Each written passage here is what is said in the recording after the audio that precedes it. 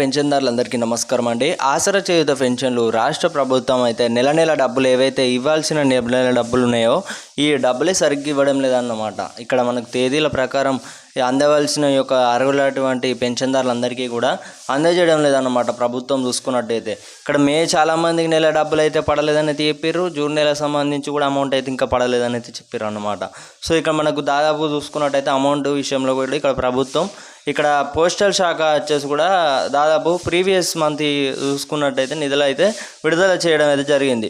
So ఇక్కడ నుంచి వెళ్ళి మనకు చూసుకున్నట్టయితే కొన్ని మార్పులు అనేవి అయితే చేసినట్లు సమాచారం అయితే అందించారన్నమాట. సో ఇక్కడ మనకు bank to transfer to direct పెన్షన్దారుల అకౌంట్లోకి అయితే లావాదేవీ ఖాతాలోకి అయితే అమౌంట్ అయితే క్రెడిట్ అయితే కావడం అయితే జరుగుతుంది.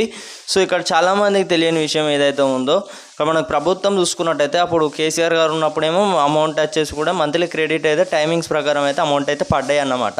సో ఇక్కడ మనకు రేవంత్ రెడ్డి గారు వచ్చిన ఇక్కడ కాంగ్రెస్ ప్రభుత్వం తెలంగాణలో అధికారంలోకి వచ్చిన తర్వాత ఎన్నికల్లో 6 గ్యారెంటీలు ఇచ్చారన్నమాట. 6 గ్యారెంటీల్లో ఆసరా చేయూత పెన్షన్లు 4016 రూపాయలు పెన్షన్లకు వృద్ధులకు పెన్షన్ పెంపు చేస్తామని చెప్పారు. అలాగే 6016 రూపాయలు పెన్షన్ పెంపు చేస్తామని చెప్పారు. సో ఇక్కడ చూసుకున్నట్టయితే 4016 రూపాయలు కూడా మనకు రాష్ట్ర ప్రభుత్వం చూసుకున్నట్టయితే ఈ పెన్షన్కి సంబంధించి మనకి ఎక్కడ కూడా ఏం కూడా క్లారిటీ ఇవ్వడం లేదన్నమాట.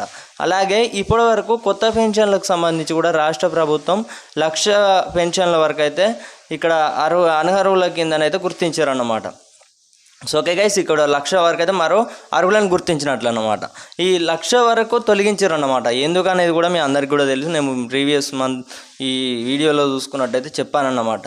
ఏది మన చనిపోయిన వారు కానివ్వచ్చు, అనర్హుల లేకపోతే ఎంప్లాయీస్ కానివ్వచ్చు. సో వీరందరూ కూడా తొలగించడం అయితే జరిగిందన్నమాట ప్రభుత్వం చూసుకున్నట్టయితే. సో మీ అందరికీ కూడా ఈ మంత్లీ అమౌంట్ కూడా చూసుకున్నట్టయితే కొంచెం వెయిట్ చేయండి. ఈ 2 to 4 డేస్లో వాళ్ళందరికీ కూడా ఖచ్చితంగా అమౌంట్ అయితే పడతాయి అన్నమాట. ఎందుకంటే ఇక్కడ మనకు ప్రభుత్వం చూసుకున్నట్టయితే ఇక్కడ every month 21st to 24th చూసుకున్నట్టయితే క్రెడిట్ అయితే కావడమే జరుగుతుంది. సో ఒకవేళ ఇంకా ఆలస్యం అయినట్లయితే 30 అన్నమాట. ఇక లాస్ట్ అమౌంట్ వచ్చేసి కూడా అందరికీ కూడా క్రెడిట్ అయితే కావడమే జరుగుతుంది అన్నమాట.